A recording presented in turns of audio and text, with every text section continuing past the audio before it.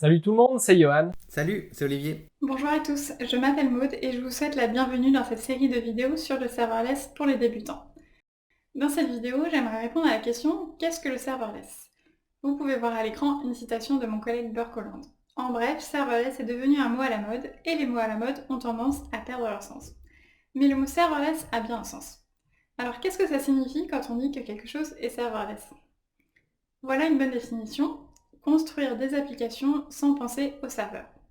Alors ici, je ne parle pas des règles de serveur et des baies physiques. Ce que je veux dire, c'est qu'avec le serverless, on va construire des applications sans avoir besoin de penser à tout ce qu'implique le fait de gérer soi-même des serveurs physiques.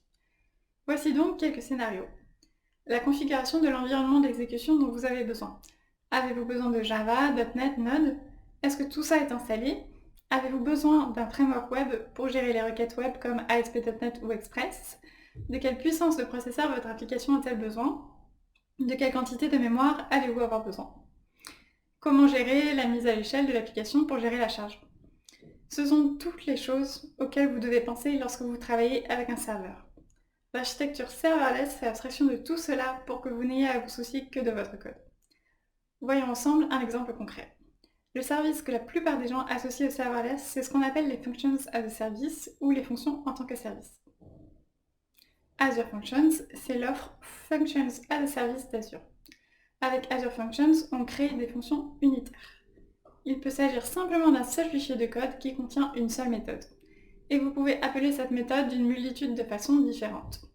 Par exemple, avec une URL, avec une minuterie, comme sur un calendrier, ou même lorsqu'un autre événement se produit ailleurs dans Azure. Et toutes ces différentes façons d'exécuter votre fonction sont appelées des déclencheurs. Voici un exemple simple. Les projets Azure Functions ne sont que des dossiers et à l'intérieur se trouvent les fonctions elles-mêmes. Chaque fonction est dans un dossier qui s'appelle ici Hello World. Le code qui s'exécute pour cette fonction Hello World est un fichier index.js qui se trouve dans ce dossier. On peut voir qu'il suffit d'un fichier avec une seule méthode pour que ça fonctionne.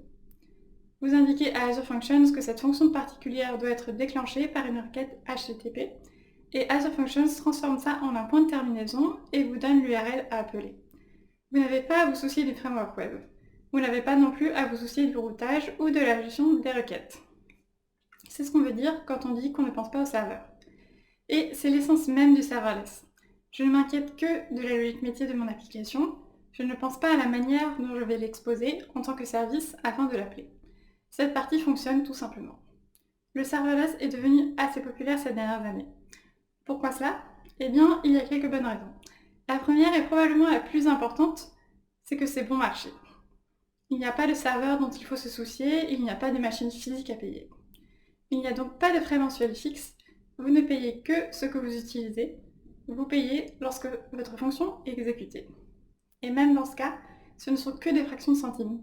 C'est facile parce qu'il y a moins de travail requis de votre part en tant que développeur, moins d'installation, moins de configuration, et vous mettez juste votre code et ça fonctionne tout simplement. Donc c'est pratique. Le serverless convient à toutes sortes de cas d'usage et d'applications, des microservices aux API, et c'est aussi particulièrement bien adapté à des actions ponctuelles comme par exemple l'ajout d'un processus qui s'exécute à la fin de chaque journée, qui lit une base de données et envoie un email avec un résumé des ventes de la journée. En résumé, le serverless signifie que vous n'avez pas à penser au serveur lorsque vous créez des applications. Le serverless est populaire parce que c'est bon marché, ça facilite la vie et c'est pratique. Azure Functions et l'offre Functions as a Service d'Azure. Et voilà, c'est tout pour cette vidéo. Dans la prochaine vidéo, on verra ensemble les principes du serverless. À très vite!